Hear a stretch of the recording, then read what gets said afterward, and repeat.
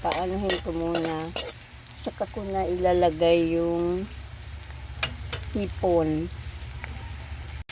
So, ayun na nga guys. Nilagay ko na yung hipon. Medyo nagbubuo-buo kasi galing sa freezer. Tapon ko lang kasi ito binili.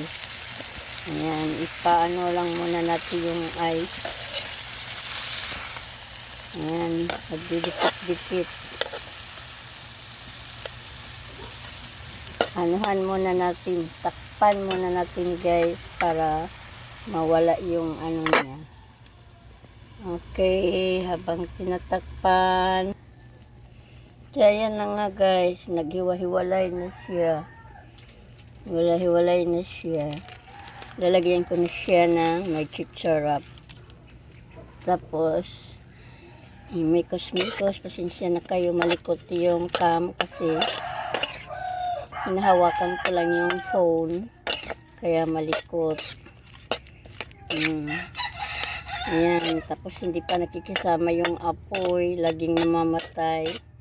Takipan ko muna ito para madaling maluto. Tiyaran, ayan na nga guys, luto na siya. Ako lang kakain yan kasi yung asawa ko allergy siya sa mga pula, mga crabs, yan, ganyan, tapos pusit, basta mga pula guys, allergy yung asawa ko, kaya ako lang mag-isa kakain yan. Tara na, almusal. Thanks for watching. Bye.